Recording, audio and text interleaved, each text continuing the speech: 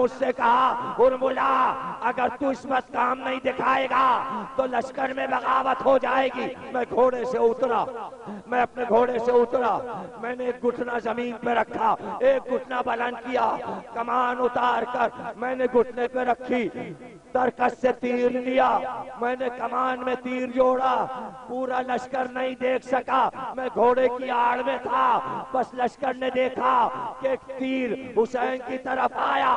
ہرملا چپ ہو گیا۔ مختار نے کہا پھر کیا ہوا؟ کہا امیر وہ تیر جب چلا تو بچہ حسین کے ہاتھوں پر پلٹ گیا۔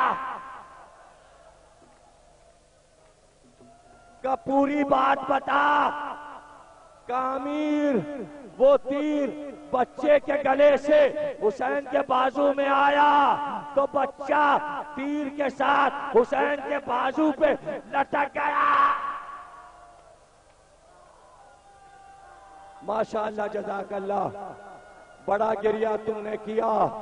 مختار رونے لگے، مختار روتے جاتے تھے اور کہتے تھے اب بتا تیسرا تیر کب چلایا؟ تیسرا تیر تو نے کب چلایا؟ کہ نہ پوچھ، جب حسین کا گلا کٹتا تھا تو حسین کی بہن زینب پلندی پہ آئی، اس نے پکارا ارے ابن سعد یہ میرا بھائی ہے۔ تو ابن سعد نے کہا مختار کام دکھا۔ میں نے ایک تیر اب جو زینب کے پیر پہ لگا، زینب منہ کے بعد زمین کربلا، ماتم حسین حسین حسین حسین حسین۔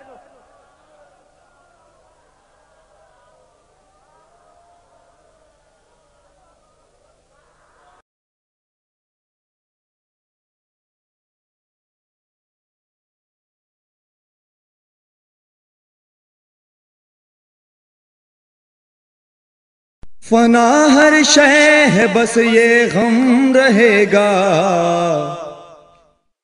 فنا ہر شے ہے بس یہ غم رہے گا، نبی کے لال کا ماتم رہے گا، نبی کے لال کا ماتم رہے گا، نبی کے لال کا ماتم رہے گا، نبی کے لال کا ماتم رہے گا، نبی کے لال کا ماتم رہے گا، نبی کے لال کا ماتم رہے گا۔ فنا ہر شے ہے بس یہ غم رہے گا، نبی کے لال کا ماتم رہے گا، نبی کے لال کا ماتم رہے گا۔ جہاں فرش عزائے غم بچھے گا، جہاں فرش عزائے غم بچھے گا، وہاں عباس کا پرچم رہے گا، نبی کے لال کا ماتم رہے گا، نبی کے لال کا ماتم رہے گا۔ جہاں فرش عزائے غم بچھے گا، جہاں فرش عزائے غم بچھے گا،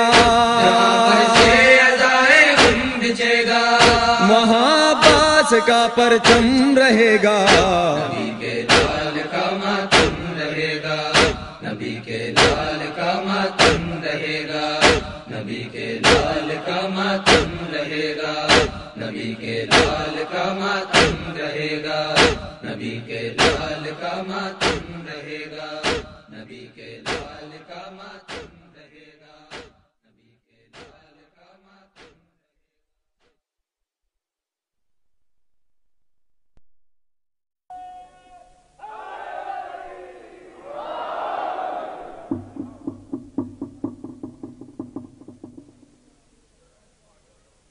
بسم اللہ الرحمن الرحیم۔ تمام تعریفیں اللہ کے لیے، درود اور سلام محمد اور آل محمد کے لیے۔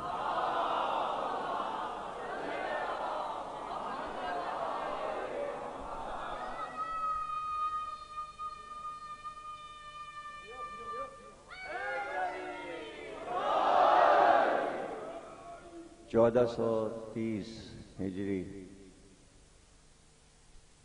انجمن جوادیہ کی جانب سے عشرے کی 5ویں تقریر مرکزی امام بارگاہ جعفر طیار میں آپ حضرات سماعت فرما رہے ہیں۔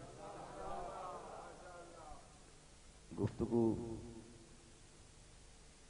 حضرت مختار آل محمد پر ہے۔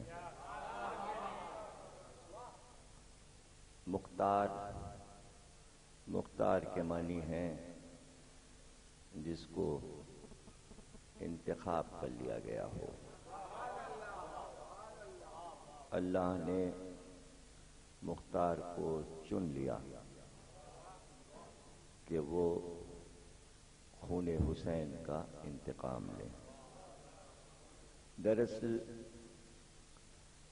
اتنا ہی انتقام تھا کہ سادات کے دل کے زخموں کا مرہم بن سکے۔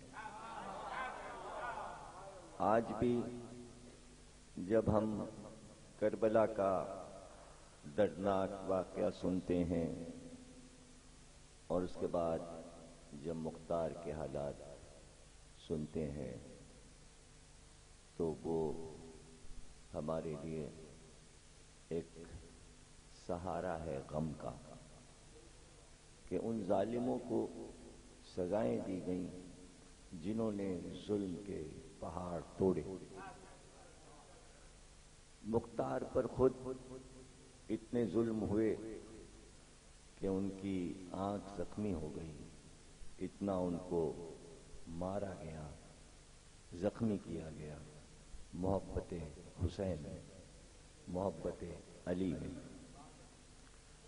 دیکھیے مختار کے جو باپ تھے انہوں نے ایران کو فتح کیا تھا اور کوفے کے شہر کو بسانے میں ان کا بہت بڑا ہاتھ تھا، اور جو مسلمانوں کی فوج کوفے میں رہتی تھی اس کی نگرانی مختار کے والد نے کی تھی۔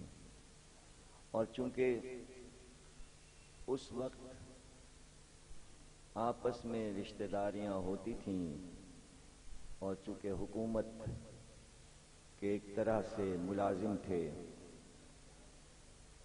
مختار کے والد، اس لیے انہوں نے اپنی بیٹیوں کی شادیاں مختلف قبیلوں میں کی تھیں۔ مختار کی ایک بہن کی شادی عبداللہ ابن عمر سے ہوئی تھی، دوسری بہن کی شادی عمر سعد سے ہوئی تھی۔ یہ رشتہ داریاں موجود تھیں، اس کے باوجود قدرت نے دنیا کو یہ دکھایا کہ محبت علی اور محبت حسین میں رشتہ داریاں کام نہیں آتی۔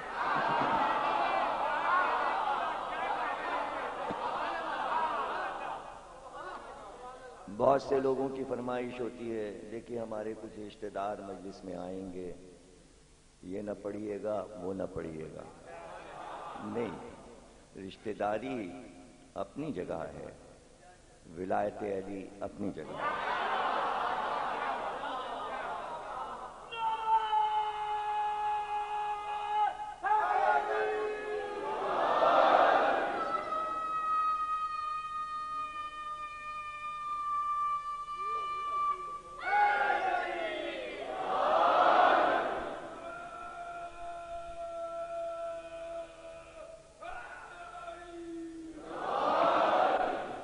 کربلا کے بعد چونکہ امام حسین سے محبت کرنے والوں کو شدت سے قتل کر دیا گیا تھا اور جو زندہ تھے وہ قید خانے میں تھے، لاکھوں کی تعداد قید خانے میں پڑی ہوئی سسک رہی تھی، اس لیے کوفے پر حسین کے دشمنوں کا قبضہ تھا اور وہی دندناتے پھر رہے تھے، اس لیے کہ ابن زیاد کوفے کا گورنر تھا اور اس نے اعلان کر دیا تھا کہ جو بھی علی کا نام لے اسے قتل کر دیا جائے۔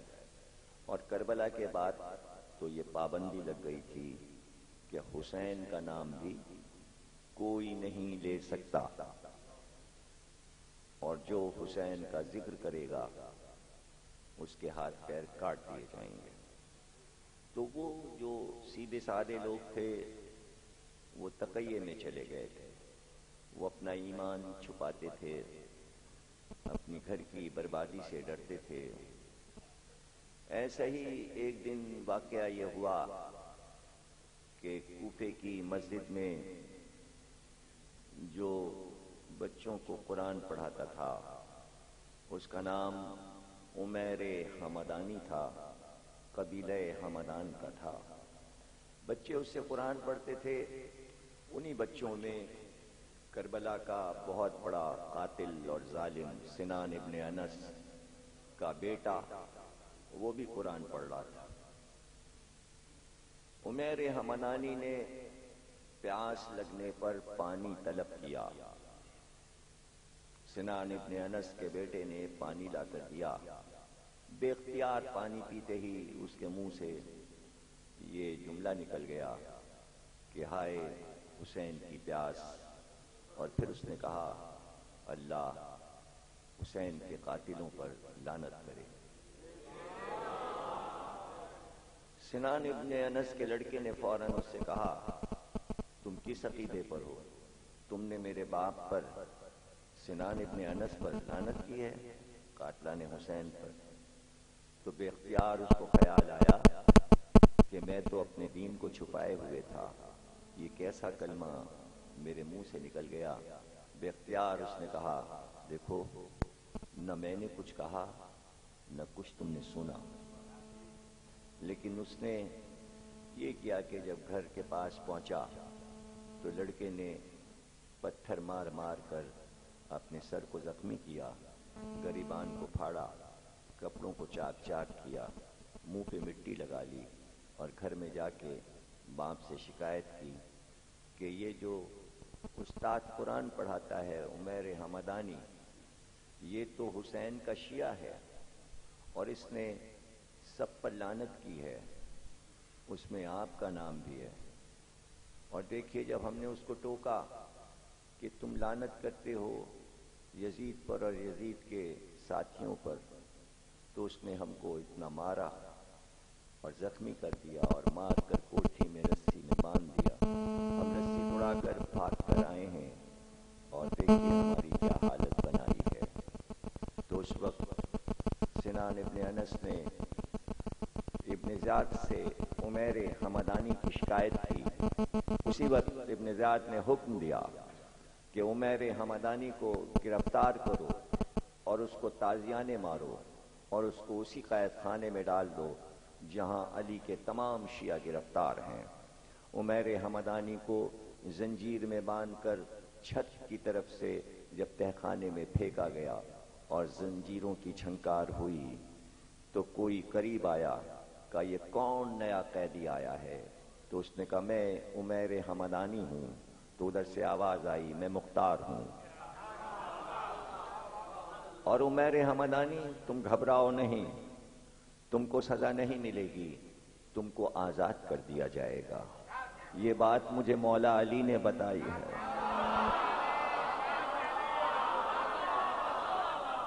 تمہیں آزاد کر دیا جائے گا، لیکن عمیر حمدانی جب تم قید سے آزاد ہو جانا تو میرا ایک کام کر دینا، قید سے نکلنے کے بعد کسی طرح قلم، روشنائی اور کاغذ بھجوا دینا تہ خانے میں۔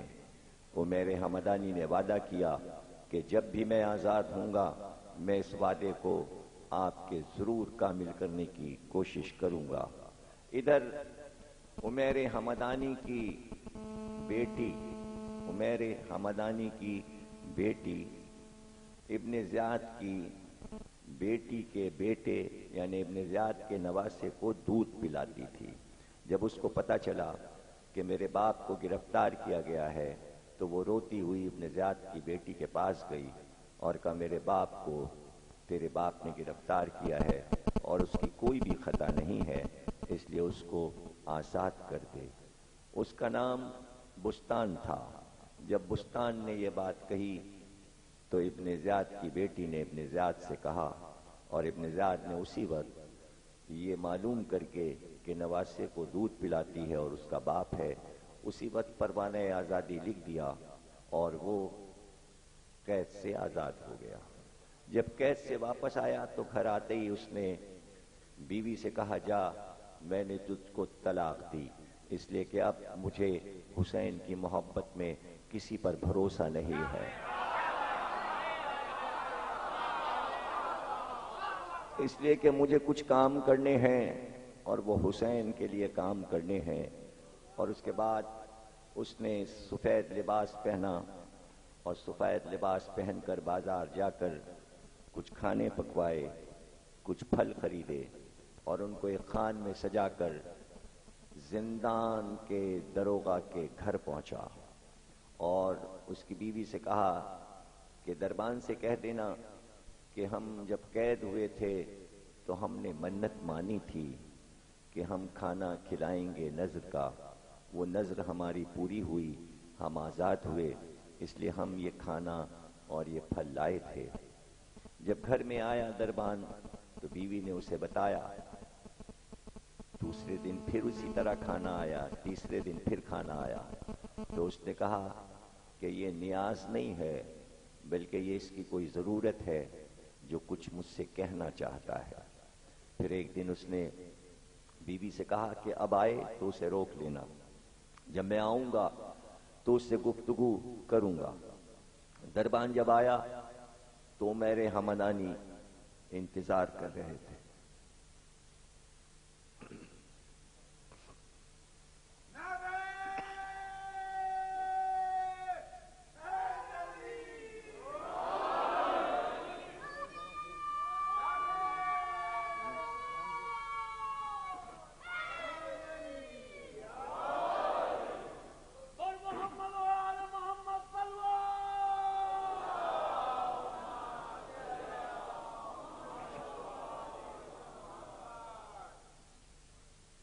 دربان نے عمیر حمدانی سے پوچھا، کیا بات ہے، تم کچھ مجھ سے کہنا چاہتے ہو؟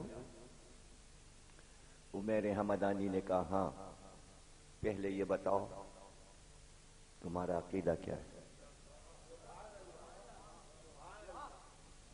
اس نے کہا، وہی عقیدہ ہے جو تمہارا ہے.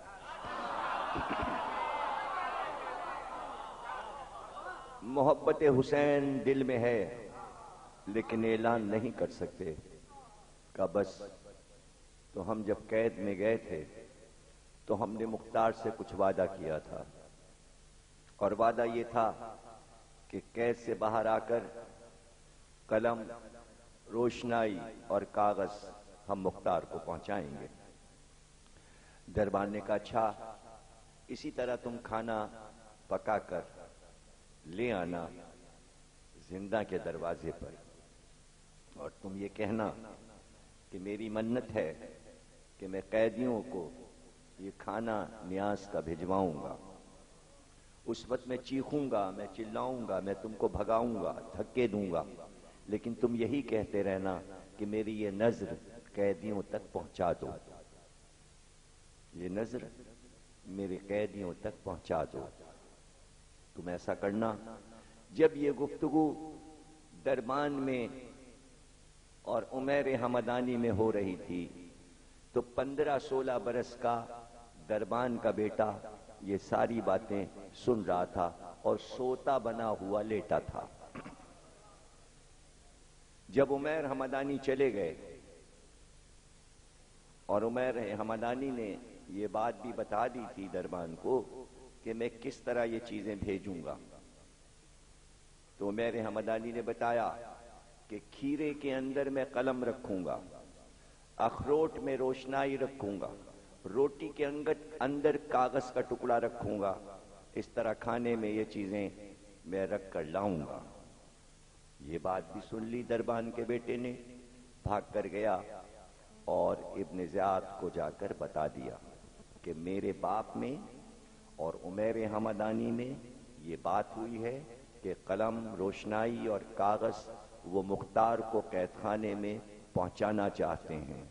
یہ سنتے ہی ابن زیاد تازیانہ لے کر زندہ کے دروازے پر پہنچا اور اس وقت عمیر حمدانی کھانا لے کر آ چکے تھے۔ ابن زیاد نے چلانا شروع کیا کہ اس کھانے میں کیا ہے؟ دربار نے کہا آپ دیکھ لیجئے کہ کھانے میں کیا ہے۔ کپڑا ہٹایا گیا، ایک ایک چیز کو ابن زیاد نے انتہائی گہری نظر کے ساتھ دیکھا، ایک ایک روٹی پلٹ دی، کھانے کا سامان الٹ دیا، لیکن نہ قلم نظر آیا، نہ روشنائی نظر آئی، نہ کاغذ نظر آیا۔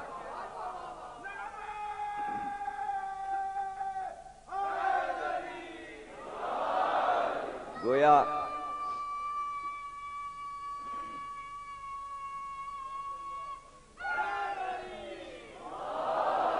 ایسا معلوم ہوتا ہے کہ جب رسول اللہ نے قلم اور کاغذ مانگا تھا تو اس کے بعد فرشتوں نے مسلمانوں کی نگاہوں پر پردے ڈال دیے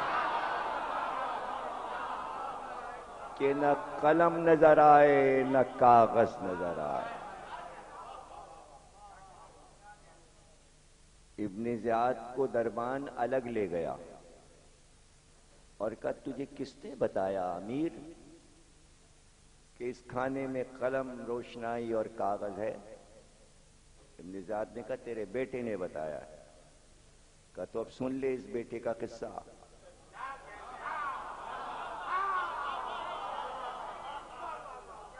ابن زیاد اب قصہ سن لے، میں لاولد ہوں، میرے اولاد نہیں تھی۔ ایک دن میں نماز پڑھنے مسجد جاتا تھا، صبح کی نماز، سناٹا تھا سڑک پر۔ میں نے دیکھا کہ سڑک کے کنارے ایک نوزائید بچہ پڑا بلکتا اور روتا ہے، لگتا تھا کہ ابھی ابھی پیدا ہوا ہے، کسی نے پھینکا تھا۔ ایدی سینٹر ہوتا تو جھولے میں پڑا ہوتا۔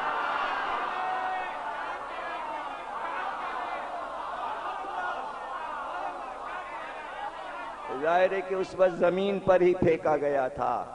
میں اس بچے کو اٹھا لایا، مجھ پہ رحم آیا۔ میں نے بیوی سے کہا کہ تیرے اولاد نہیں ہے، اس کو پال لے۔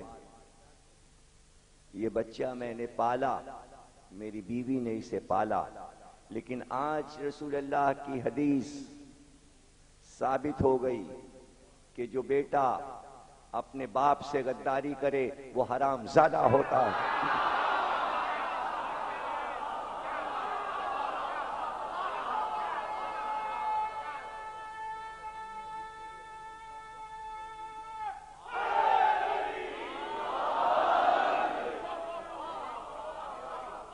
تو پھر دوسری حدیث بھی تو سن لیجئے، جب رسول اللہ نے یہ اعلان کیا کہ قرآن میں یہ حکم آیا ہے کہ میری بیویاں امت کی مائیں ہیں، اسی کے ساتھ اعلان کیا اور علی پوری امت کے باپ ہیں۔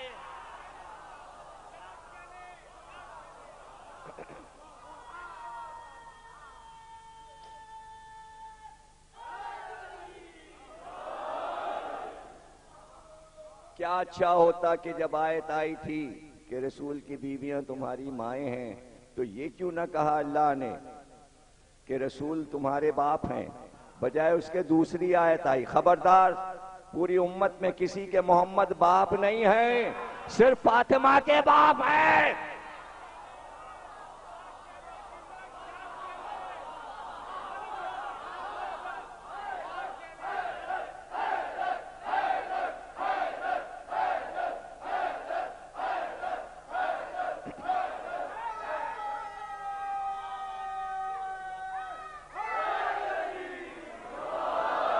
ارے اللہ کی احتیاط تو دیکھیے، پوری امت رسول کی بیویوں کو اماں کہتی ہے، ماں کہتی ہے، لیکن کہیں سے یہ صدا نہیں آتی رسول اللہ بابا بابا بابا۔ اگر حکم آ جاتا تو پوری امت بابا پکار رہی ہوتی۔ اور جب یہ آیت آئی کہ محمد اللہ کے رسول ہیں، تم میں سے کسی کے باپ نہیں ہیں، سورہ احزاب،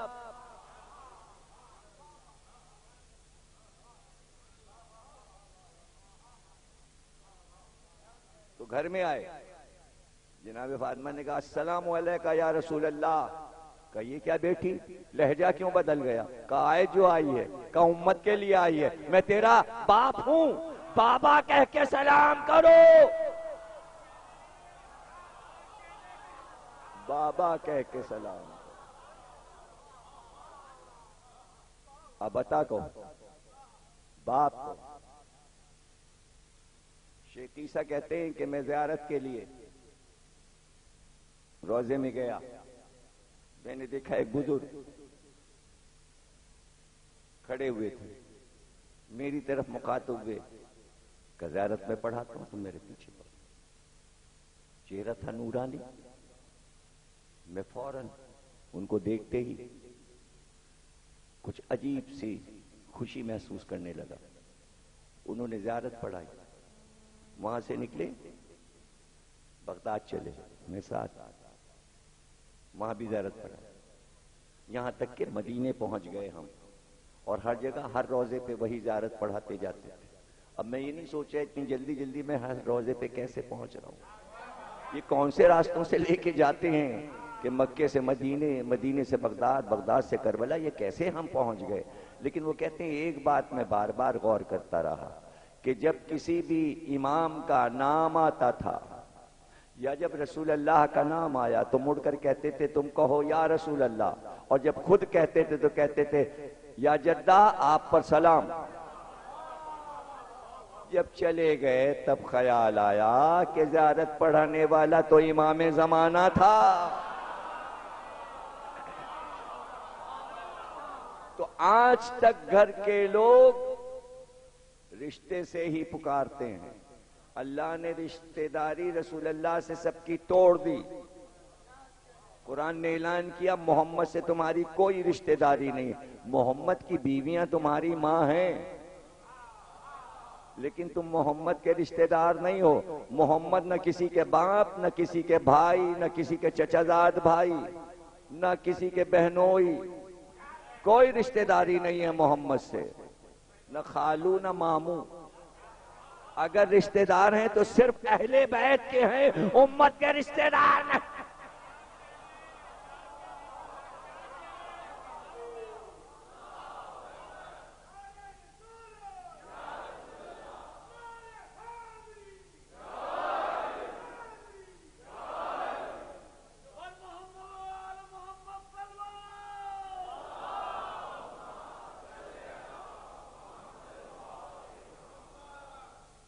کہ ابن ذات یہ بیٹا میرا نہیں ہے،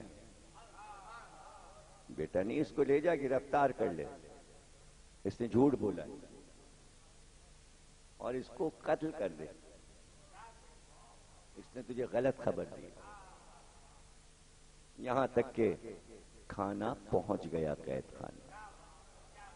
مختار نے کھانے میں سب چیزیں ڈھونڈ لی، قلم بھی مل گیا، اخروٹ میں روشنائی بھی مل گئی، کاغذ بھی مل گیا. اسی وقت مختار نے خط لکھا اپنے بہنوئی عبداللہ ابن عمر کو، اور خط میں لکھا کہ جس طرح بھی ہو قید سے مجھے چھڑاؤ. اور وہ وقت تھا کہ صفیہ روز روتی تھیں بھائی کو یاد کر کے. اتنی دیر میں جب قاصد پہنچا، اور قاصد کون؟ خط دربان لایا، خط لا کر عمیر حمدانی کو دیا. عمیر حمدانی نے احرام باندھا، تلبیہ کہا، اور ابن زیاد کے قصر کے دروازے پہ پہنچے. ابن زیاد نے کہا تلبیہ کون کہتا ہے بے فصل؟ تو کہا یہ وہی عمیر حمدانی ہے. کہا بلاؤ. کہا کیا بات ہے؟ کہا میں نے قید میں منت مان دی تھی کہ عمرے کو جاؤں گا، تو مجھے شہر سے باہر جانے کی اجازت دے دے. کہ بڑی جلدی جلدی تم نے ڈر کر منتیں مان لی، کھانے کی، عمرے کی. کہ کیا کریں امیر ڈر گئے تھے قید خانے میں. کہ اچھا جاؤ. تو اب خط لے کر مختار کا عمیر حمدانی مدینے چلے، اور عبداللہ ابن عمر کے گھر کے دروازے پہ دستک دی.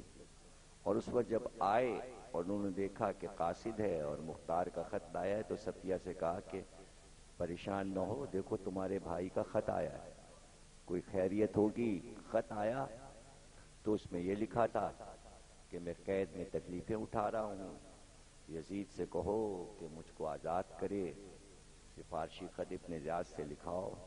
تو اس وقت صفیہ نے اتنا گریہ کیا کہ اپنے سر کے بال نوچ لیے۔ تو عبداللہ ابن عمر نے جو خط یزید کو لکھا کہ جس طرح بھی ممکن ہو یہ میرے گھر کا معاملہ ہے، یہ میری بیوی کا بھائی ہے مختار، اس کو ابن زیاد نے گرفتار کیا ہوا ہے، تم فوراً ابن زیاد کو خط لکھو کہ فوراً مختار کو ابن زیاد آزاد کر دے، اور یہ میری بیوی کے وہ بال ہیں جو وہ بھائی کو یاد کر کر کے روتی ہے اور اپنے بال نوچتی ہے۔ جب خط لکھ چکے عبداللہ ابن عمر تو سوچنے لگے کس کے ہاتھ بھجواؤں، تو عمیر حمدانی نے کہا یہ خط مجھے دے دو، میں ہی لے کر جاؤں گا۔ وہ خط لیا عمیر حمدانی نے اور خط لے کر ڈاکے پہ بیٹھ کر شام روانہ ہو گئے۔ شام روانہ ہوئے، ظاہر ہے کہ ایک سلطنت یزید کی ایسی تھی کہ اس کا ڈنکا پٹا ہوا تھا، کوئی پرندہ پر نہیں مار سکتا تھا۔ قصر یزید کے سامنے کی ایک مسجد میں جا کے قیام کیا اور وہاں نماز پڑھنے لگے۔ ایک دن اتفاق سے نماز پڑھانے والے نے ان سے پوچھا مسافر ہو، کہاں سے آئے ہو؟ کہا کوفے سے۔ کہا کوئی خاص کام ہے؟ کہا کسی طرح بادشاہ تک پہنچنا چاہتا ہوں، ایک عرضی ہے۔ کہا وہاں تک پہنچنے کے لیے ذرا تمہیں دقت ہوگی، لیکن اگر تم یاد رکھ سکو ذہن میں تو پہنچ سکتے ہو، اور وہ طریقہ یہ ہے کہ محل میں جانے کے 7 دروازے ہیں۔ جب وہ 7 دروازے ختم ہوتے ہیں تو اس کے بعد 8واں، 9واں اور 10واں دروازہ آتا ہے۔ 10واں دروازہ جب ختم ہوگا 10ویں منزل پر تمہاری ملاقات یزید سے ہو سکتی ہے، لیکن جب تم داخل ہوگے قصر میں تو پہلے دروازے پر 1000 سپاہی تمہیں پہرے پہ ملیں گے، وہ بیٹھے ہوں گے، لیکن تم ان کی طرف مخاطب نہ ہونا، اور لباس تمہارا سفید ہو، دیباج کا پاجامہ، دیباج کی قبا، دیباج کی عبا۔ اندر جانے کے لیے یہ خصوصی لباس ہے، اگر تم وہ پہنو گے، اگر ادھر ادھر دیکھو گے، کسی سے بات کرو گے تو گرفتار ہو جاؤ گے۔ جو محل میں چلتے پھرتے ہیں ان کے بارے میں سپاہی جانتے ہیں کہ کوئی نیا آدمی نہیں ہے، تو تم اس طرح جانا کہ یہ ظاہر نہ ہو کہ تم نئے ہو، اور ہم تمہیں نقشہ محل کا بتائے دیتے ہیں۔ جب تم دوسرے دروازے پہ پہنچو گے تو 2000 سپاہی وہاں پہرے پہ دربان ہوں گے۔ جیسے جیسے دروازے بڑھتے جائیں گے 1000 سپاہیوں کا اضافہ ہوتا جائے گا، پھر 3000، پھر 4000، پھر 5000۔ 7ویں دروازے پر جب تم پہنچو گے تو 7000 سپاہی تمہیں ملیں گے۔ 7000 سپاہی سیاہ لباس پہنے ہوں گے، اور چاروں طرف تم دیکھو گے کہ بڑے بڑے چبوترے بنے ہیں، اور وہ بیچ باغ کے بنے ہیں۔ اس چبوترے پر وہ سپاہی ہر وقت بیٹھے ہوئے شطرنج کھیلتے رہتے ہیں، اور ان کا نام ہے تشتیہ۔ 7000 سپاہیوں کو تشتیہ کہتے ہیں۔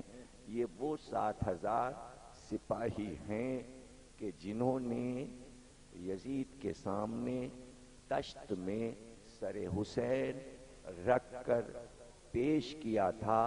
ان کو یہ عہدہ اور منصب یزید نے دیا ہے کہ وہ ہر وقت آرام سے شطرنج کھیلیں، اس لیے کہ جب سر حسین آیا تھا تو یزید شطرنج کھیل رہا تھا، اس لیے یہ آزادی اس نے ان سپاہیوں کو دی ہے۔ جب تم 7واں دروازہ پار کرو گے تو تم دیکھو گے کہ ایک باغ بہت بڑا نظر آئے گا، اس باغ کے اندر تم داخل ہونا۔ جب باغ ختم ہوگا تو 8واں دروازہ آئے گا، اس کے بعد پھر ایک اور باغ آئے گا، پھر تمہیں 9واں دروازہ ملے گا۔ جب 10ویں دروازے پر پہنچو گے تو وہاں سے ایک سرخ قالین تمہیں بچھا ہوا نظر آئے گا، اس قالین پر چلتے ہوئے چلے جانا۔ سامنے تم دیکھو گے کہ ایک دروازہ ہوگا، جب تم پہنچو گے تو اس دروازے سے ایک نوجوان 25 سال کی عمر کا، گورے چہرے کا، غلام ترکی ہوگا وہ یزید کا قریبی غلام ہے. یزید اپنے سارے کام اس کے سپرد رکھتا ہے، اس پر بڑا اعتماد کرتا ہے، لیکن وہ کالے کپڑے پہنے ہوگا. جس دن سے سر حسین دربار میں آیا ہے وہ حسین کا غمخوار بن گیا ہے. چونکہ یزید اس پر بڑا اعتماد کرتا ہے اس لیے اس پر اعتراض نہیں کرتا کہ تو نے غم حسین میں کالے کپڑے کیوں پہنے ہیں. اور یہ وہ غلام ہے کہ جو نہانے کا انتظام کرتا ہے یزید کا.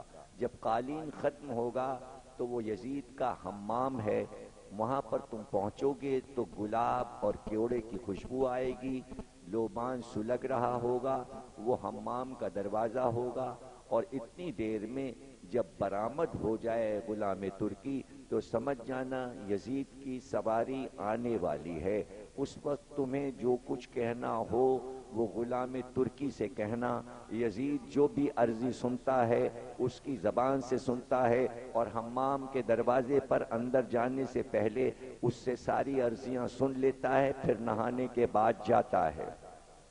عمیر حمدانی نے دیباج کا لباس پہنا اور اس طرح مختار کا وہ خط اور اس خط سے منسلک جو خط تھا عبداللہ ابن عمر کا وہ ان کے جیب میں تھا. ایک ہی خط انہیں پیش کرنا تھا. اس خط کو لے کر حفاظت کے ساتھ یزید کے قصر کو طے کرتے ہوئے پہلے دروازے سے لے کر 7ویں دروازے تک گزرتے چلے گئے، یہاں تک کہ 10واں دروازہ ختم ہوا. سرخ قالین نظر آیا اور پھر وہ دروازہ نظر آیا کہ جہاں سے فوراً ہی وہ غلام ترکی سیاہ لباس میں آتا ہوا نظر آیا.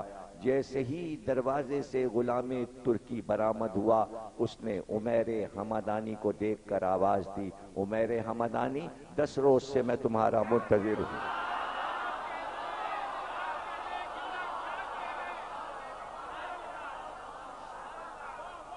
تم نے بہت دیر کر دی. اتنی دیر کیوں کر دی تم نے آنے میں؟ تو بے اختیار عمیر حمدانی نے کہا تم کو ہمارا نام کیسے معلوم؟ کہا جس دن تم شام میں آئے تھے اور مسجد میں قیام کیا تھا اسی رات حسین میرے خواب میں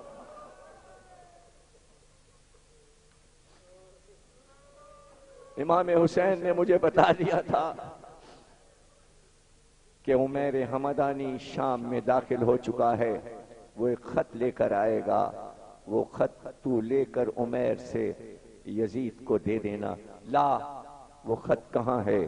عمیر حمدانی نے وہ خط نکالا، غلام کے سپرد کیا. اتنی دیر میں یزید حمام کے دروازے پر پہنچ گیا. فوراً ہی غلام ترکی نے وہ خط، اس غلام ترکی کا نام طاہر ہے، طاہر نے وہ خط فوراً یزید کو پیش کیا کہ یہ عبداللہ ابن عمر کا خط ہے. خط کو پڑھتے ہی یزید نے کہا قلم کاغذ لاؤ، اور اسی وقت پروانہ لکھا ابن زیاد کے نام کہ ابن زیاد جیسے ہی یہ خط ملے اس خط کو موت کا پیغام سمجھتے ہوئے، چونکہ یہ مدینے سے صحابی رسول کا خط ہے اور میں اس کے حکم کو ٹال نہیں سکتا، جلد از جلد اپنے قید خانے سے مختار کو آزاد کر دے. یزید کا یہ خط لے کر عمیر حمدانی واپس ہوئے، کوفے پہنچے، دارالامارہ پہ پہنچے اور کہلوایا کہ ابن زیاد سے کہو کہ یزید کا قاصد آیا ہے. ابن زیاد جب سنتا تھا تو بلند قامت کے ساتھ اٹھتا تھا یزید کی تعظیم کے لیے. فوراً کا قاصد کو بلاؤ. سامنے دیکھا کہ عمیر حمدانی تم؟ کہاں میں شام گیا تھا، حاکم نے تمہیں یہ خط دیا ہے. اب وہ حیران و پریشان ابن زیاد لیکن خط لیتا ہے اور اس کو چومتا ہے، آنکھوں پہ رکھتا ہے، سر پہ رکھتا ہے، لفافے کو چاک کرتا ہے، خط کو پڑھتا ہے. لکھا تھا مختار کو فوراً آزاد کر دو. لیکن یہ جس وقت آزادی کا پروانہ آیا تو مختار قید خانے سے بلائے جا چکے تھے. جلاد کو حکم دیا تھا ابن زیاد نے کہ مختار کا سر اڑا دو. ابھی جلاد کی تلوار باغ میں مختار کے سر پر تھی کہ یزید کا خط ابن زیاد کے ہاتھ میں تھا، اس کا تھر تھرانے لگا۔ اس نے فوراً دربانوں سے کہا دوڑ کر جاؤ، جلاد سے کہو کہ تلوار ہٹا لے، اگر مختار قتل ہو گیا تو میں بھی قتل کر دیا جاؤں گا، اس لیے کہ حاکم کا یہ حکم ہے کہ فوراً مختار کو آزاد کر دیا جائے۔ دوڑ کر درباروں نے خبر سنائی کہ مختار کو فوراً آزاد کر دیا جائے۔ جیسے ہی مختار کی آزادی کی خبر آئی، فوراً مخاطب ہو کر ابن زیاد سے کہا علی نے مجھ سے کہا ہے تو نہیں مرے گا جب تک 3,83,000 کو قتل۔ مختار کو کوئی قتل نہیں کر سکتا، مختار کو کوئی قتل نہیں کر سکتا۔ مختار آزاد ہو گئے۔ بتا چکا دوسری تقریر میں کہ آزاد ہونے کے بعد مختار مدینے گئے، پہلے مدینے گئے اور سیدھے اپنی بہن کے پاس پہنچے۔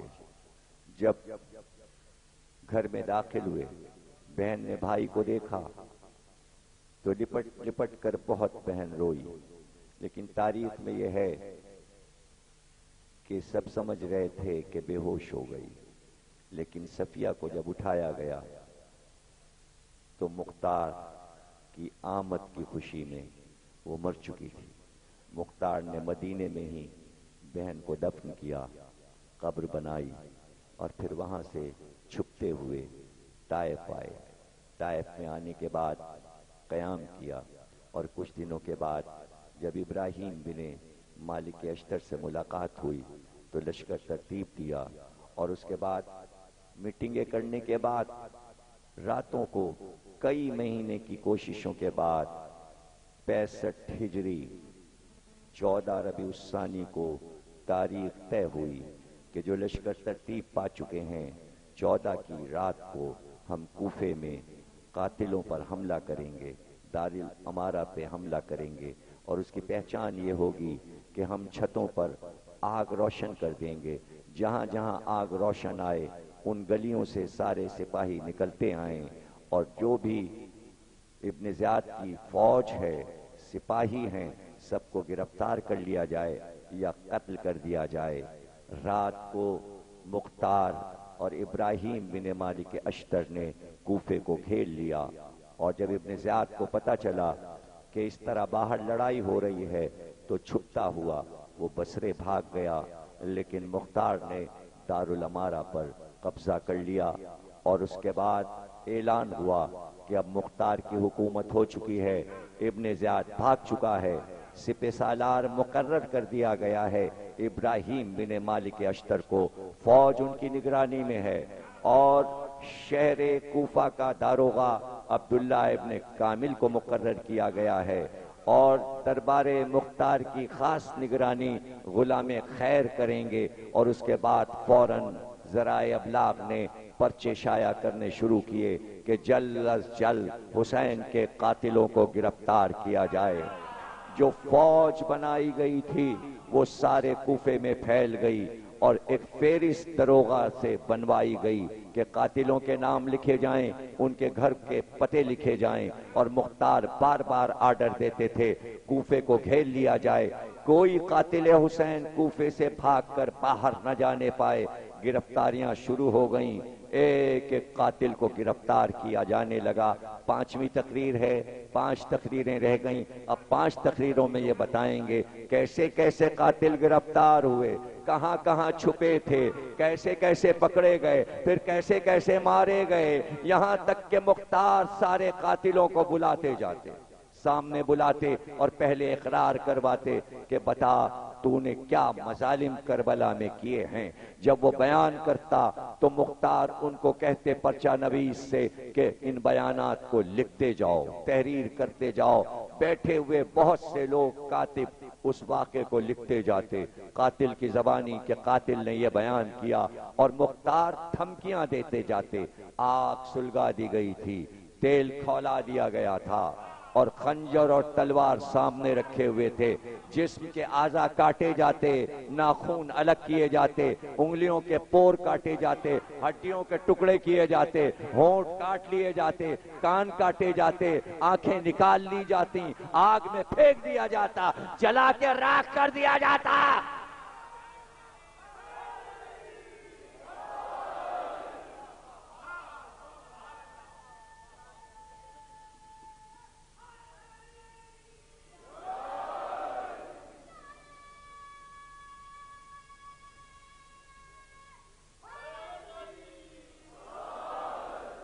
دیکھیں مجلس کے بعد آپ لوگ چلے نہیں جائیے گا، مجلس کے بعد مجلس، ورنہ ریحان اعظمی سے میرے تعلقات خراب ہو جائیں گے، لڑائی ہو جائے گی۔ سب لوگ ریحان اعظمی کے یہاں چلیں گے، گھر پہ نہیں، یہیں سڑک پہ انہوں نے اپنا آشیانہ آج بنایا ذکر حسین کے لیے۔ سب لوگ ہم لوگ سب لوگ ساتھ ہی چلیں گے، ہاں چلیں گے۔ تو تقریر ختم ہو رہی ہے، اس لیے کہ اب دوسری تقریر سنیے گا چل کے، وہاں موضوع کچھ اور ہوگا، یہاں مختار موضوع ہیں، کیونکہ وہ شاعری کرتے ہیں تو وہاں پھر شاعری پہ ہم تقریر کریں گے۔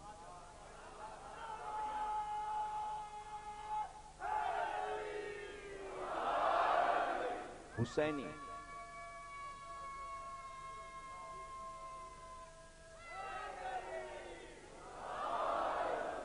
حسینی شاعری، حسینی شاعری، ایک ہے شاعری اور ایک ہے امام حسین والی شاعری، جس میں مرثیہ، نوحہ، سلام، یہ اصناف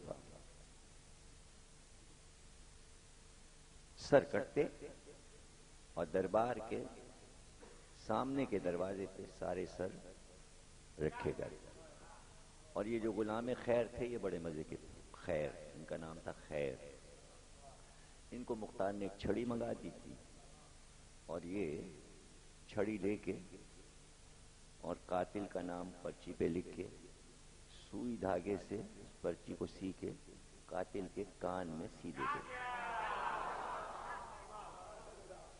اور روز صبح اٹھ کے شروع سے آخر تک چھڑی سے اشارہ کر کر کے قاتل کا نام لے لے کے گنتے تھے سر، 1 2 3 4 5، پھر گنتے ہوئے ادھر سے آتے تھے، دیکھتے تھے کوئی سر چوری نہ ہو جائے، شیطان نہ اٹھا لے جائے، کھوپڑی نہ غائب ہو جائے، مختار پوچھ نہ لے، اس لیے سروں کی ترتیب ان کی نگرانی میں تھی، گویا خزانے دار تھے قاتلوں کے سر کے، سر آتے جائیں یہ گنتے جائیں۔ اب ظاہر ہے کہ سر کہاں گنے جاتے ہیں، لیکن شاید مختار نے یہ ڈیوٹی خیر کی اس لیے لگائی تھی 3,83,000۔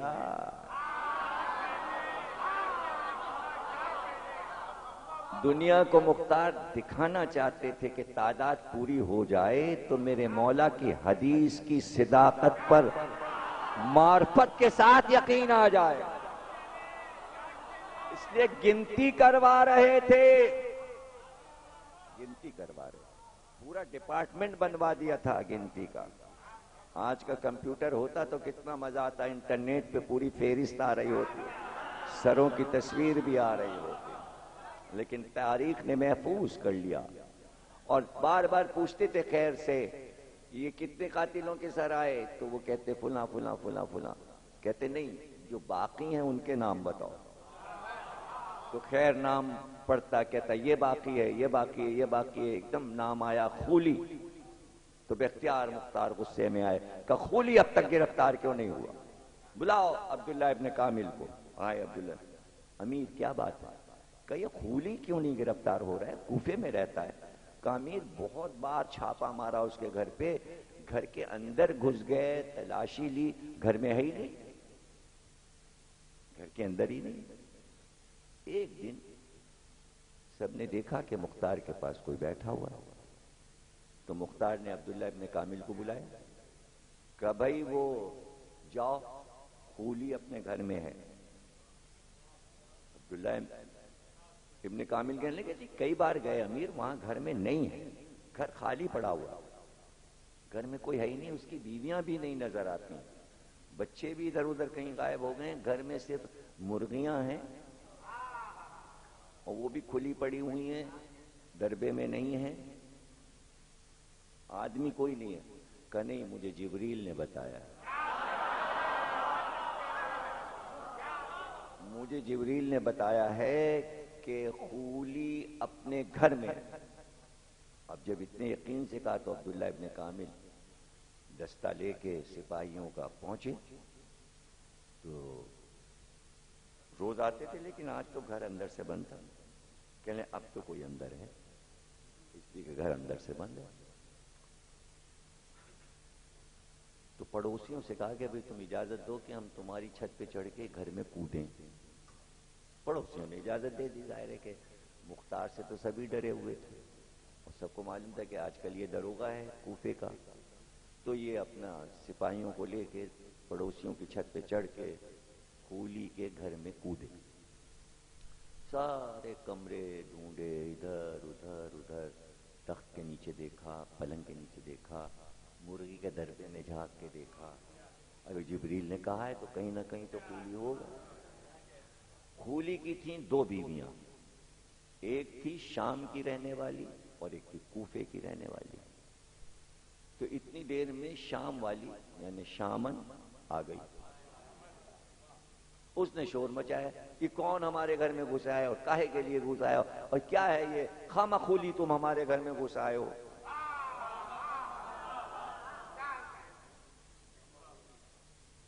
صرف حیدر بھائی کی سمجھ میں محاورہ آیا اور کسی کے سمجھ میں آیا. کیا کہا شامن نے؟ خامہ خولی ہمارے گھر میں گھس آیا. ابھی بولا جاتا ہے, اب وہ ہو گیا خامہ خائی, خامہ خولی سے, اس لیے کہ سب جان گئے یہ خولی ہے. یہی والا خولی ہے, محاورے میں آ گیا. اتنی دیر میں کوفن بھی آ گئی. شامن شور کر رہی تھی کہ گھر میں کیوں گھسا ہے. کوفن جو آئی تو اس نے عبداللہ ابن کامل کو دیکھا. شامن کہنے لگی یہاں نہیں ہے کولی, وہ کہیں گیا ہوا ہے, سفر پہ گیا ہوا ہے. تو کوفن اشارہ کرتی جاتی ہے. کوفن بھی شامن کے ساتھ کیوں ہمارے گھر میں گھسا ہے, تم کاہے کے لیے ہمارے گھر میں گھسا ہے, اس طرح تمہیں ہمارے گھر میں نہیں آنا چاہیے تھا, تمہیں ہمارے گھر میں نہیں آنا چاہیے تھا. عبداللہ ابن کامل نے کوفن کا اشارہ دیکھا, اشارہ تھا بیت الخلا کی طرف, اشارہ تھا بیت الخلا کی طرف. عبداللہ ابن کامل نے دروازہ کھولا بیت الخلا کا, کوئی بھی نہیں. سپاہیوں نے کہا یہاں تو کوئی بھی نہیں. اب عبداللہ ابن کامل بھی حیران, لیکن کوفن بار بار اشارہ کر رہی ہے.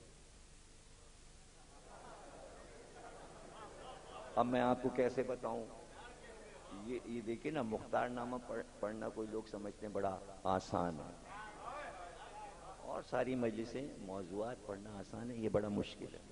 اس میں بڑی باتیں سمجھانی پڑتی ہیں جو سمجھانا پڑیں گی. دیکھیے بھائی, آپ کے یہاں جو فلش سسٹم ہے وہ تو ماڈرن ہے نا. آپ نے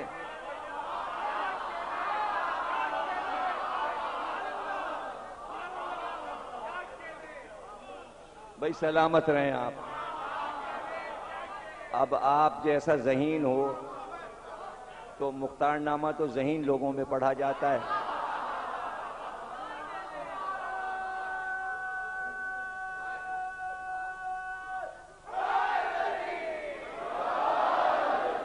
اچھا, ٹھٹھے جائیں سندھ کے کسی دیہات میں جائیں جہاں ابھی یہ والی ترقی نہیں ہوئی جو آپ کے پاس ہے, تو اس کے 2 دروازے ہوتے ہیں. ایک دروازہ باہر کھلتا ہے, وہ چھوٹی کھڑکی ہوتی ہے, ادھر سے وہ کمانے والے آتے ہیں اور ادھر ہی سے مال لے جاتے ہیں, اندر نہیں آنا پڑتا. سمجھ گئے نا. آ جاؤ. ٹھٹھے میں اگر آپ جا کے دیکھیں تو میں نے تو پوری دنیا ہی میں دیکھا ہے, انڈیا میں بھی یہی سسٹم تھا, ابھی ختم ہوا ہے تھوڑے دن ہوئے, تو لکھنؤ میں بھی یہی سسٹم تھا, سب جگہ ہی تھا. اس کا نام بھی مخصوص تھا, جو اب یہاں کیا ممبر پہ تو نام نہیں لے سکتے. وہ تو کولی وہاں گھس گیا تھا تو یہ ذکر ہوا. آپ غور نہیں کر رہے ہیں, یہ وقت آ گیا کہ قاتلان حسین کو چھپنے کے لیے جگہ نہیں مل رہی.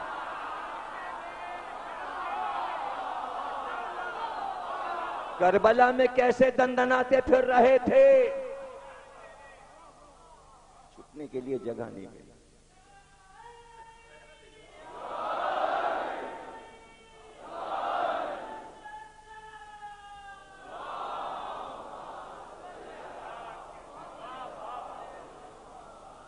ایک بار کوئی سن 77 کی بات ہے, شاید بھٹو صاحب کا دور تھا. تو ایک دن طالب علم صاحب آئے, کہنے لگے بھائی یہ اشرے پڑھ لیے, تھک گئے مجلس سے پڑھ کے, تو سندھ میں اندر کہیں گھومنے چلتے ہیں. آپ بھی چلیے, ہم بھی چلتے ہیں. اور کوئی سندھی وڈیرا جو ہے وہ دعوت کر رہا ہے ہم لوگوں کو, کہہ رہا ہے 1 ہفتے 12 دن آپ لوگ ریسٹ کیجئے. میں نے کہا چلیے. تو کہنے لگے, اس زمانے میں ہم لوگوں کی جو دوستی تھی طالب علم صاحب کی ہماری, وہ اس موضوع پہ تھی کہ پرانے نسخے ڈھونڈ رہے تھے, پرانے قدیم. تو کہنے لگے بھائی ایسے گھر میں ٹھہرائیے جہاں کچھ پرانی قدیم چیزیں, آثار قدیمہ ہوں, تو ذرا وہاں کچھ ریسرچ کا ورک ہو. تو وڈیرے نے کہا ہم آپ کو ٹھٹے میں ٹھہرائیں گے بہت پرانے مکان میں, کوئی کئی صدی پرانا مکان ہے, 3 منزلہ. تو آپ کو تو معلوم ہے لکڑی کے مکان پرانے سندھ میں ٹھٹے میں لکڑی کے بنے ہوئے. تو پہنچے ہم لوگ وہاں. تو اس نے کہا بھئی یہ محلے کا نام ہے سیتا کا پلنگ. محلے کا ٹھٹے میں ایک محلہ ہے, اس کا نام ہے سیتا کا پلنگ. تو اس نے بتایا سیتا جی کا پلنگ, رام کی جو بیوی بھگوان کی تھیں, ان کا پلنگ رہتا تھا وہاں ٹھٹے میں. اور وہ گھر بالکل خالی تھا. وہ اور بھی ہمارے دوست سجاد جانی صاحب ہیں, وہ بھی تھے, آج ابھی ملے تھے. کہاں ملے تھے؟ شام کی مجلس میں, انچولی میں, مرثیے کی مجلس میں. کہہ رہے تھے ساری مجلسوں میں ہوتا ہوں, پتہ نہیں یہاں ہے کہ نہیں ہے. تو اور بھی کئی 4-5 آدمی تھے. تو مرغی کا سالن سب نے مل کے پکایا. اس میں جناب سبھی نے اپنی رائے دی, اس میں یہ بھی ڈال دو, اس میں یہ بھی ڈال دو, اس میں یہ بھی ڈال دو. جس کی جو باری آتی تھی وہ اس میں ڈال دیتا تھا. اب جب بن کے تیار ہوا تو بڑے مزے کا. تو وہ رات کا کھانا تھا. تو طالب علم صاحب نے کہا بھائی مجھے بلیوں سے بڑا ڈر لگتا ہے, یہاں کچھ ٹہل نہیں ہے. تو اب سونے سے پہلے انہوں نے اس سے وڈیرے سے کہا کہ دیکھیے بلیاں اندر نہ آئے رات. اس نے کہا نہیں سرکار, ہم سارے دروازے بند کر دیں گے, اوپر تمام بند کر دیں گے, کہیں سے بلی نہیں آئے گی. اب وہ پتہ چلا ساری کھڑکیاں وڑکیاں دروازے سب بند کر دیے. رات میں ان کی آنکھ کھلی تو ہر پلنگ کے نیچے 2-2 3-3 بلیاں آنکھیں چمک رہی. اب وہ اٹھ کے بیٹھ گئے. طالب علم صاحب یوں کر کے بیٹھ گئے اور سگار جلدی, ضمیر اختر صاحب اٹھیے, آپ سوئے چلے جا رہے ہیں. میں نے کہا کیا ہوا؟ بلیاں ادھر بلیاں. ارے میں نے کہا یہ کہاں سے آ گئی, کیا ہوا کیا؟ کہنے کچھ سمجھ میں نہیں آ رہا. وہ تو کہہ رہا تھا کہ دروازہ سارے دروازے بند کر دیا, اس کے بعد میں نے کہا اس وقت آپ سو جائیے, صبح کو ہم لوگ چیکنگ کریں گے کہ جب سارے دروازے کھڑکیاں بند تھیں تو یہ آئیں کہاں سے.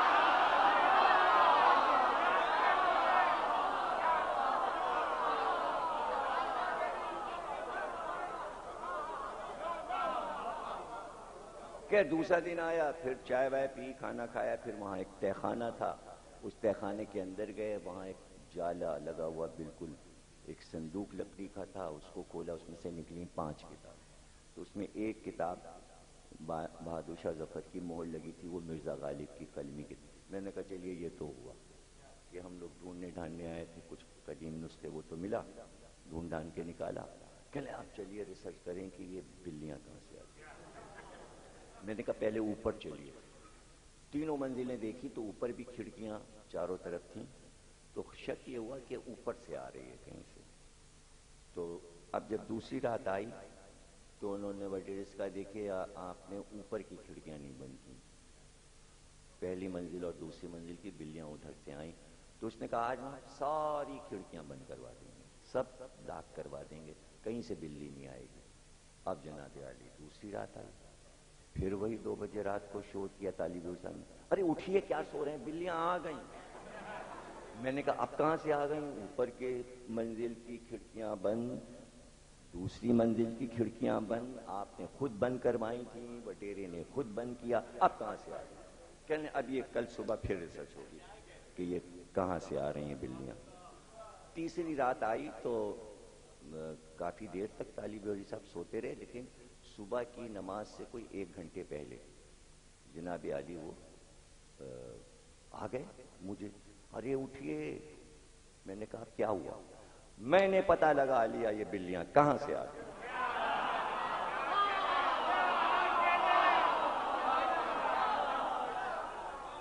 میں نے پتہ لگا لیا. میں نے کہا کہاں سے آتی ہوں؟ ارے کہنے لگے میں نے ارادہ کیا کہ میں طہارت کروں، اس کے بعد وضو کروں، پھر نماز شروع کروں. میں جیسے ہی بیت الخلاء میں گیا، اب اچھا دیکھیے جب وہ میرے سامنے کھڑے تھے تو یوں کھڑے ہوئے، اٹھیے اٹھیے اٹھیے. میں نے کہا کیا؟ کہنے لگے بیت الخلاء چلیے. میں نے کہا میں کیا کروں بیت الخلاء جا کے؟ اب کہنے ارے چلیے تو میں ایک چیز دکھاؤں آپ کو. میں نے کہا کیا؟ کہنے لگے دیکھیے جیسے ہی میں بیٹھا ایک بلی اونچکی ٹکرائی، میں ایسے ہوا، وہ دوسری آئی، تیسری آئی، چوتھی آئی، ایک پوری لائن بنی تھی. میں نے کہا یہ کیا وحشت ہے، کہاں سے نکلتی چلی آ رہی؟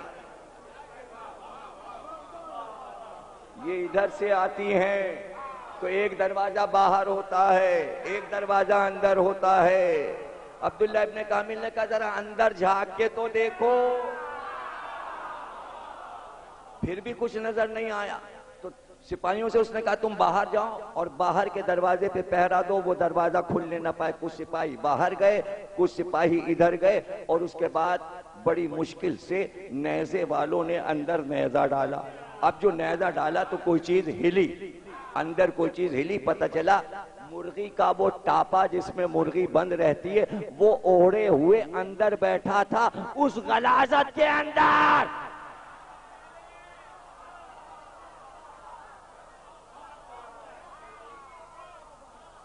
غلاظت کے اندر.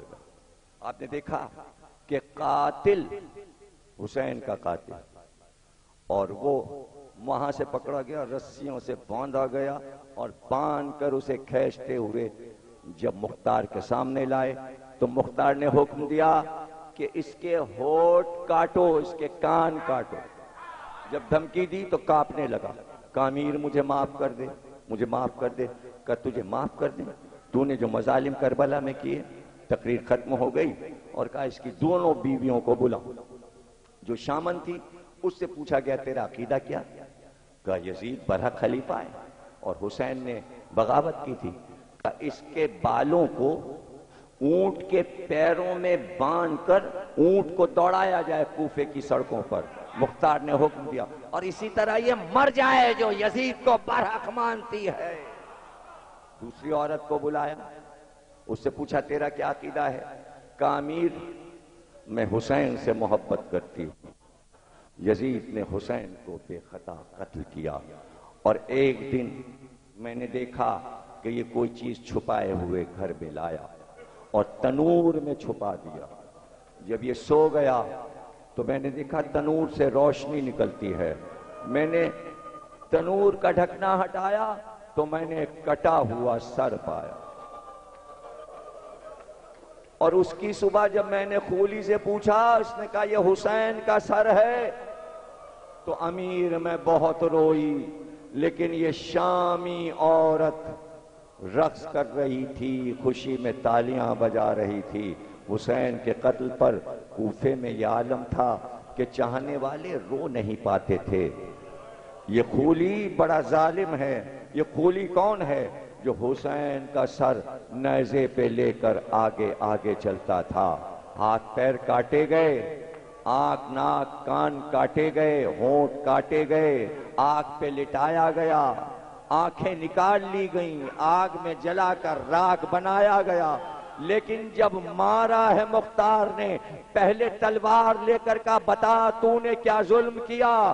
تقریر ختم ہو گئی، آخری جملے ہیں. ایک بار خولی نے کہا جیسے ہی حسین کا سر کٹا میں خوشی میں گھوڑا دوڑاتا ہوا حسین کے خیام کی طرف گیا. میں گھوڑے کو خیمے کے اندر لیے چلا گیا. میں نے چاروں طرف دیکھا، کچھ نظر نہیں آیا. میں نے دیکھا ایک بیمار بستر پہ پڑا ہے. وہ بستر مجھے پسند آیا. دوڑ کر میں نے اس کا کونا پکڑ کر کھینچا. بیمار منہ کے بل گر گیا. وہ حسین کا بیٹا سید سجاد تھا. مختار رونے لگے کہ تو نے یہ مظالم کیے اور بتا کیا ظلم کیا. کہا امیر قتل کر دے مگر نہ پوچھ.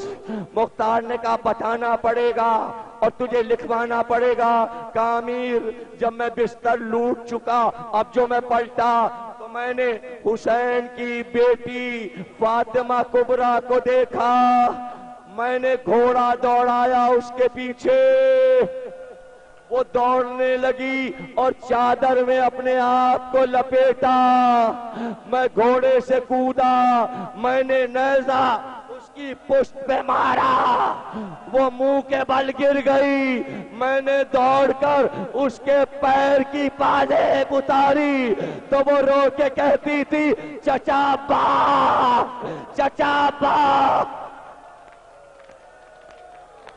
ماتم حسین، ماتم۔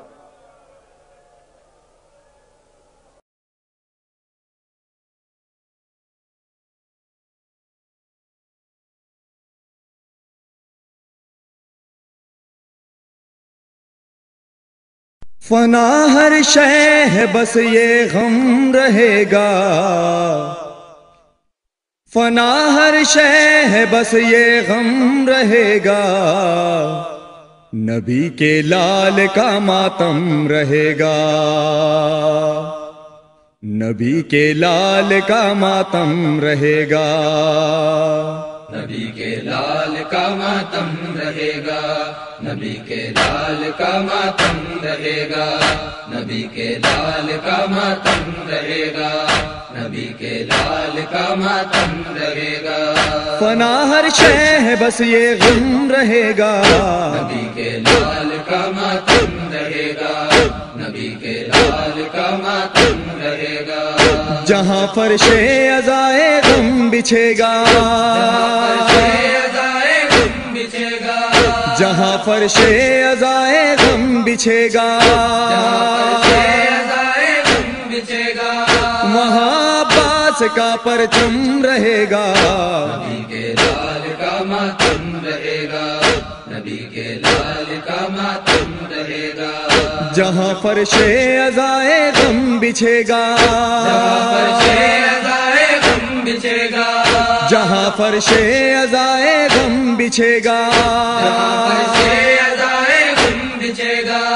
وہاں عباس کا پرچم رہے گا، نبی کے لال کا ماتم رہے گا، نبی کے لال کا ماتم رہے گا، نبی کے لال کا ماتم رہے گا، نبی کے لال کا ماتم رہے گا، نبی کے لال کا ماتم رہے گا، نبی کے لال کا ماتم رہے گا، نبی کے لال کا ماتم۔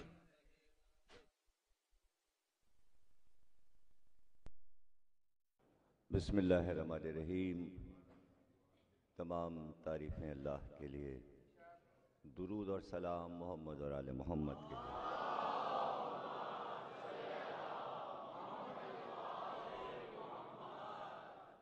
1430 ہجری انجمن جوادیہ کے عشرے کی چھٹی تقریر مرکزی امام بارگاہ جعفر طیار میں آپ حضرات سماعت فرما رہے ہیں۔ با اعتبار موضوع ہم جناب مختار کے کچھ حالات بیان کر رہے ہیں۔ تفصیلات تو بہت ہیں، ظاہر ہے کہ صدیوں سے یہ ذکر بھی ہوئے جاتا ہے اور اس کی اہمیت میں بتا چکا کہ یہ ذکر بھی ذہنوں میں محفوظ رہے، تاکہ انسان کہیں پر یہ نہ کہہ سکے کہ دنیا میں ظلم ہوتا رہتا ہے اور اللہ دیکھتا رہتا ہے،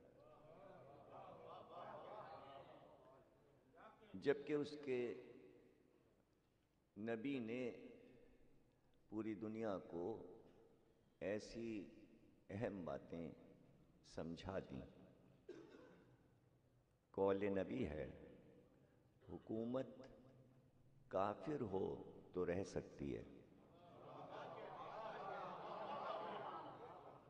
لیکن ظالم ہو تو نہیں رہ سکتے.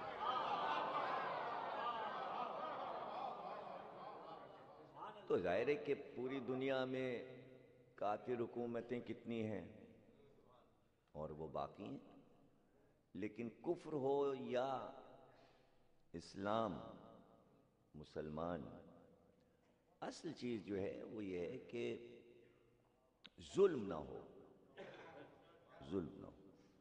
اچھا اب یہ کہ چھوٹا سا لفظ ہے ظلم، لیکن کوئی یہ سمجھے کہ جس مفہوم میں ہم لفظ ظلم کو لیتے ہیں اس کے وسیع معنی ہیں.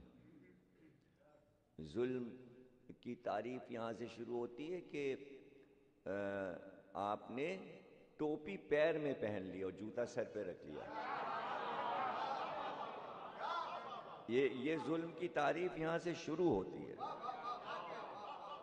تو اس کی تعریف یہ ہوئی کہ صحیح چیز کو اس کے مقام سے ہٹا دینا اور وہاں پہ غلط چیز رکھ دینا. تو بھائی جو امت رسول اللہ کی ظلم کے معنی تک نہ سمجھ سکی اور وہی کام کر ڈالا تو اب آگے کیا ہو؟ اب آگے کی کیا؟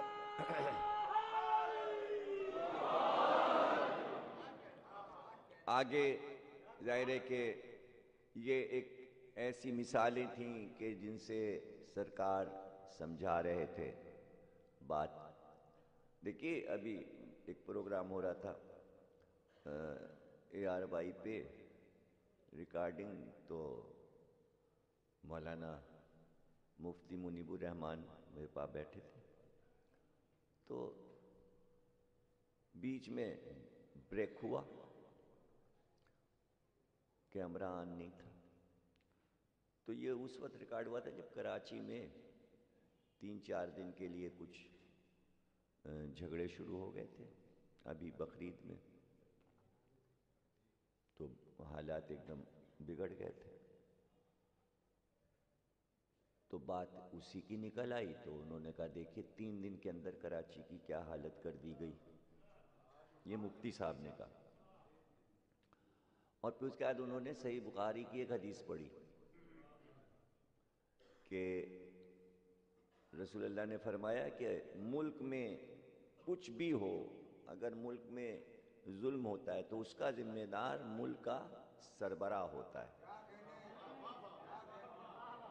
اب اس وقت ظاہر کے پروگرام شروع ہو گیا. بعد میں نے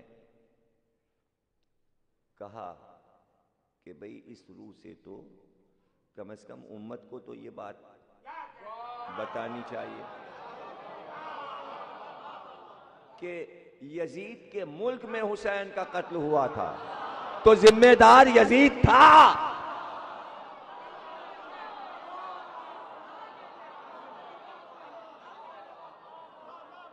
تو جب رسول اللہ نے کہا ہے تو یہ بات ماننے میں کیا ہے؟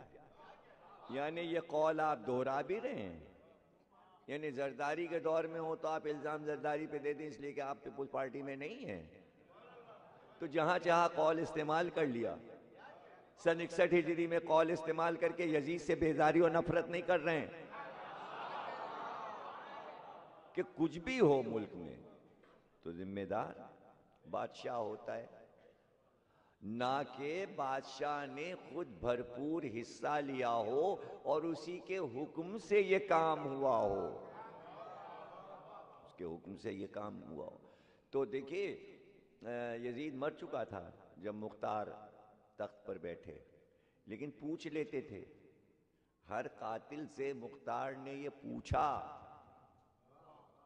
کہ بھائی تمہارا خیال حسین کے بارے میں کیا ہے اور یزید کے بارے میں کیا ہے. اقرار کروایا. تو بہت آرام سے کہیں پر یہ ایک سطر لکھ جاتی کہ مختار جب قاتلوں کو بلا رہے تھے تو ان میں سے کوئی ایک تو یہ کہتا کہ ہم شیعہ ہیں، ہم نے حسین کو مارا ہے.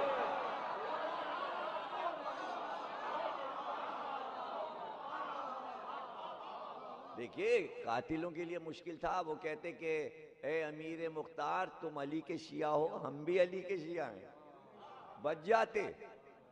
پتہ چلا مختار کا عقیدہ اور تھا، اور مختار جنہیں قتل کر رہے تھے ان کا عقیدہ اور تھا۔ اور تاریخ میں دیکھیے یہ کتنے کم عقلی کی باتیں ہیں کہ اسلام کے واقعات کو اس دور میں عقیدے پہ نہیں تولا جائے گا، کون کس کا کیا عقیدہ تھا، کون کس فرقے سے تھا، فرقے بنے ہی نہیں تھے، فرقے کہاں اس زمانے میں بنے تھے؟ 1400 برس پہلے فرقے تو یہ 1000 برس میں بنے۔ تو یہ کہنا کہ حسین کی شہادت کو ان بحثوں میں چھپا دیا جائے، تو امام حسین السلام نے ان چیزوں پہ نظر رکھتے ہوئے اقدام کیا تھا۔ لوگ ابھی امام حسین کو سمجھے ہی نہیں، یہ تو بار بار میں کہہ رہا ہوں، نہ توحید سمجھے، نہ رسالت سمجھے، نہ امامت سمجھے۔ تو اگر فرض کیجئے کہ یہ مجلسیں نہ ہوتی تو ہم بھی کیا سمجھتے؟ یہ تو حضرت امام جعفر صادق صلوات اللہ علیہ وسلم ایک پورا درس کا سلسلہ بنا کے چلے گئے تاکہ ہماری قوم کم سے کم علم سے کٹ کے نہ رہے، اور پھر ثواب بتا دیا، بیان کر دیا کہ دیکھو رسول اللہ نے جتنے احکامات دیے ہیں پہلے ان کا ثواب بتایا، اور یہ بتایا کہ نیک کام کرو گے ثواب کے تو جنت ملے گی، اور اللہ کے خلاف اگر ناجائز کام کرو گے، برے کام کرو گے، غلط کام کرو گے، بدی کرو گے تو جہنم میں جاؤ گے۔ تو یہ رسول اللہ نے سمجھا دیا۔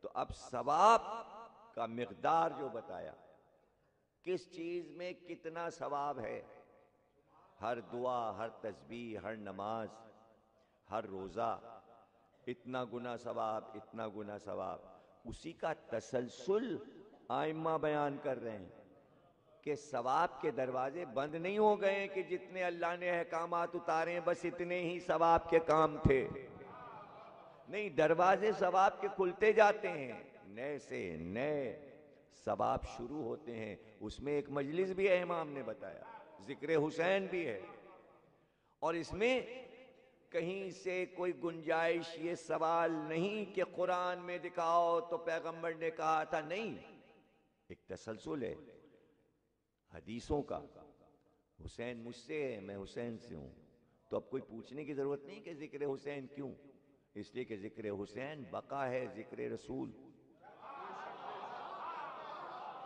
حسین سے اللہ کا ذکر نام قائم ہے۔ تو امام کو معلوم ہے کہ توحید کو زندہ رکھنے کے لیے کیا طریقہ ہے، تو کوئی تو کہتا کہ نمازیں کافی ہیں، مسجد کافی ہے، اللہ کا نام زندہ رہے گا، اب ذکر حسین کیوں؟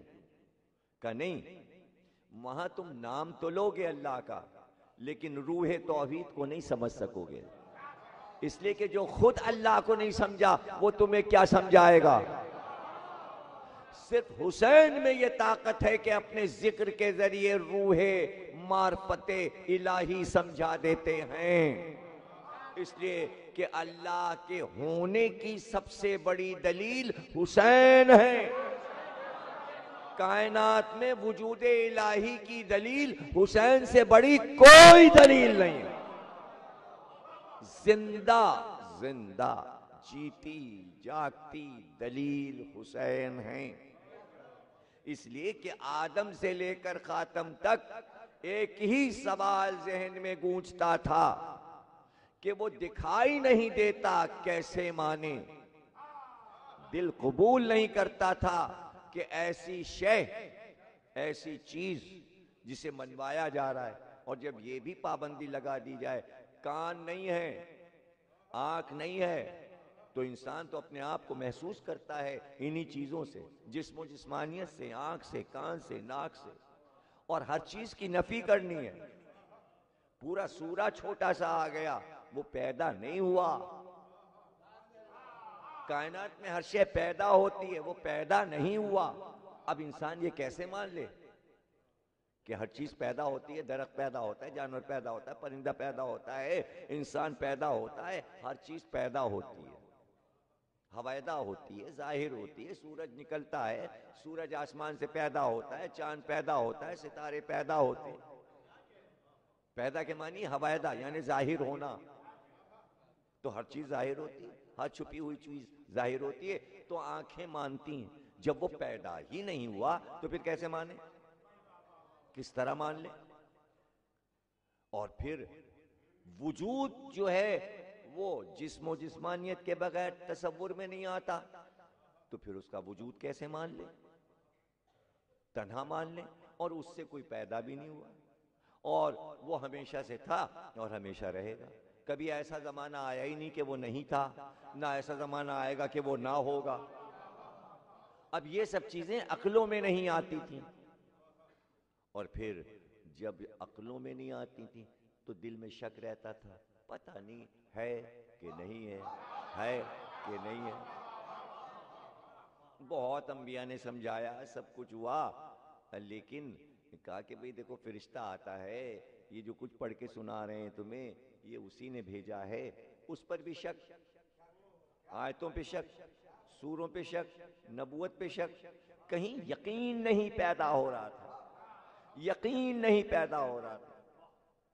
حسین نے کہا دیکھو میرے پاس جتنی قیمتی چیزیں ہیں تم بتا دو یہ سب میں کس کو دے رہا ہوں۔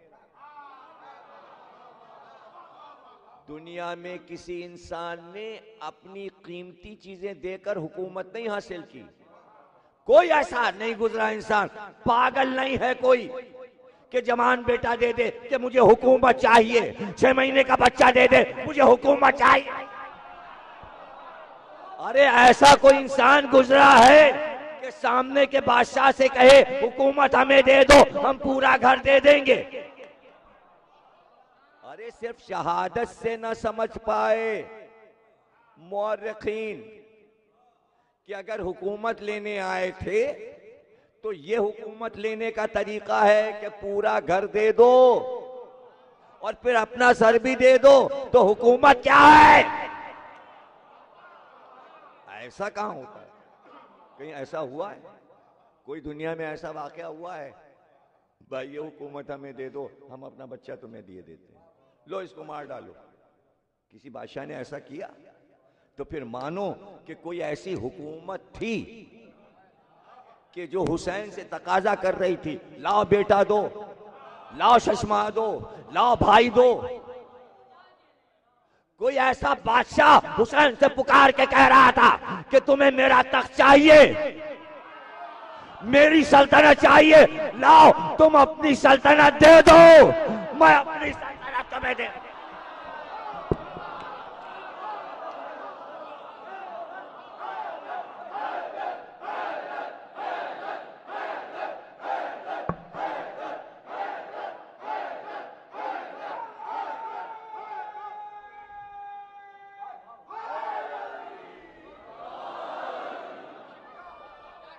جبھی تو شاہ ہست حسین بادشاہ ہست حسین، خدائی دے دی کائنات کی سلطنت دے دی، کس شان سے؟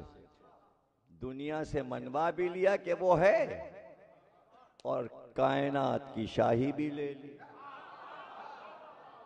اس کو منوا بھی لیا، یقین بھی پیدا کروا لیا، دو جہاں کی حکومت بھی لے لی۔ اچھا حکومت اگر حسین یوں مانگتے تو اللہ کیا نہ دے دیتا؟ حسین کہتے میرے نام لکھ دے دو عالم، مچل جاتے جیسے ہرنی کے بچے کے لیے مچل گئے تھے، جیسے جنت کے کپڑوں کے لیے مچل گئے تھے۔ نانا سے کہتے نانا جبریل سے کہیے اللہ سے لکھا کے لائیں، دو عالم کی حکومت ہمارے نام لکھ دے۔ مچل جاتے تو لکھنی پڑتی، مشکل تھا حسین کے لیے؟ نہیں، حکومت ہے حسین کی، مانتا کون کہ اللہ حسین کو حکومت دے چکا ہے؟ اس لیے ایک میدان سجایا گیا تاکہ صدیوں تک انسان یہ دیکھے کہ حکومت منتقل کیسے ہوئی ہے۔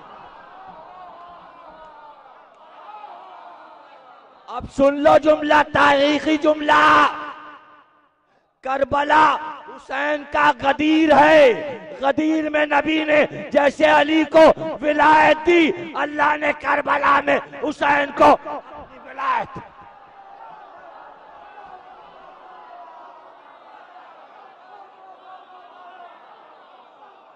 لے جاؤ ولایت حسین تمہاری۔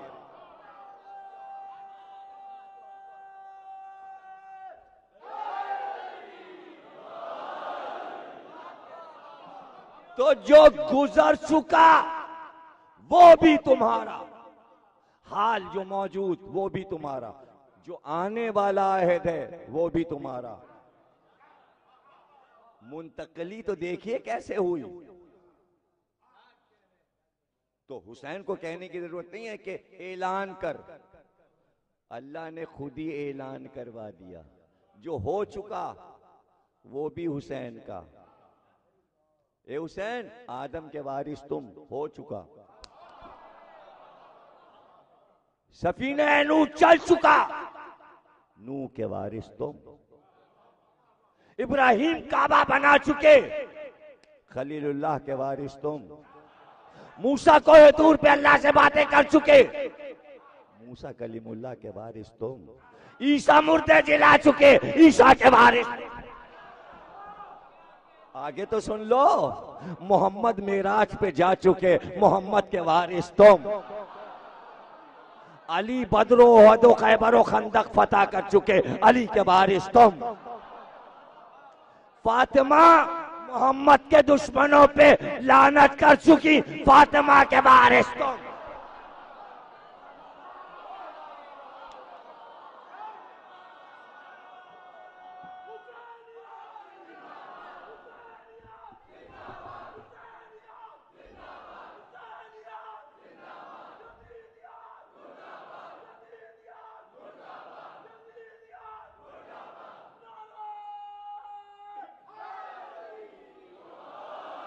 پوری وراثت کا اعلان ہوا،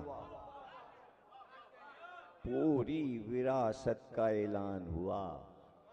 اب مستقبل میں جو آنے والا ہے اس کی وراثت کا بھی تو اعلان ہو جائے۔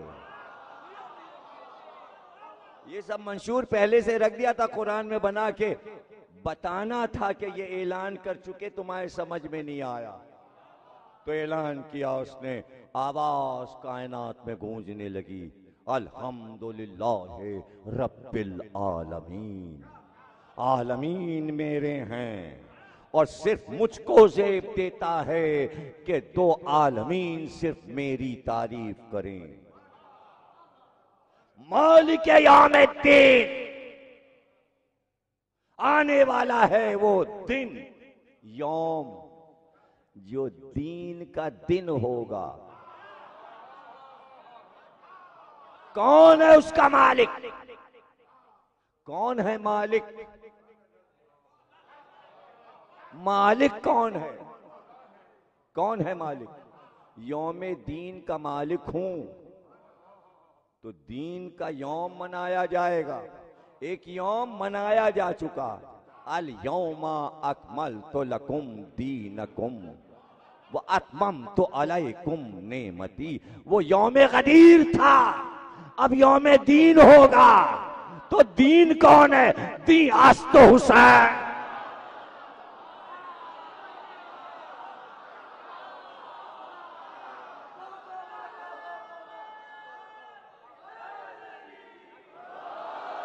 یوم حسین آنے والا ہے۔ وہ محشر کا میدان نہیں ہے جسے سب محشر کہتے ہیں، قیامت کا دن، وہ یوم حسین ہے۔ ساری خلقت ہوگی، ساری خلقت ہوگی، اور پھر اس دن یوم حسین کچھ پھول سے تادور کھلے جاتے ہیں کچھ پھول سے تادور کھلے جاتے ہیں جوش ملی آبادی، یا سرخ علم ہیں کہ لہراتے ہیں. فرق آدم پہ تاج رکھنے سر حشر ہٹ جاؤ فرشتوں کہ حسین آتے ہیں. ہٹ جاؤ فرشتوں کہ حسین.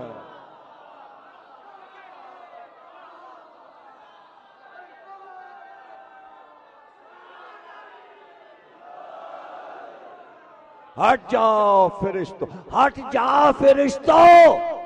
تم نے اعتراض کیا تھا کہ یہ خونریزی کرے گا، اب ہٹو تم. وہ آئے گا تاج رکھنے جس نے سر کٹایا ہے، خونریزی نہیں. فرشتوں کے اعتراض کا جواب ہے حسین. اب سمجھ میں آیا کہ وہاں اللہ نے کہہ دیا تھا جو ہم جانتے ہیں وہ تم نہیں جانتے. تو اللہ جب یہ کہتا ہے جو ہم جانتے ہیں وہ تم نہیں جانتے، تو رب جو کچھ جانتا ہے اس جاننے کا نام حسین ہے. جو ہم جانتے ہیں.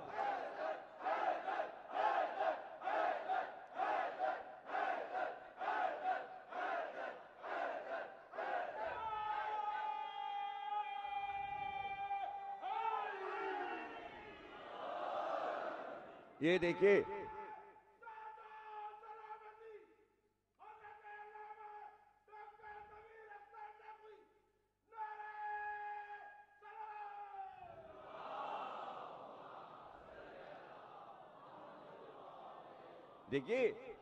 چونکہ فضائل حسین پڑھنے کے موقع کم ملتے ہیں تو یہ مختار کے حالات کے تحت ایک سہارا مل رہا ہے کہ ہم جتنی دیر پڑھ سکیں. بھئی مصائب تو ہماری زندگی ہے، بس حسینی کو سن کے تو رو رہے ہیں، لیکن موقع ملے کبھی کہ حسین کے فضائل ہوں، حسین کے فضائل ہوں. ورنہ مختار سنا دیں، مختار کا دربار مجلس ہے.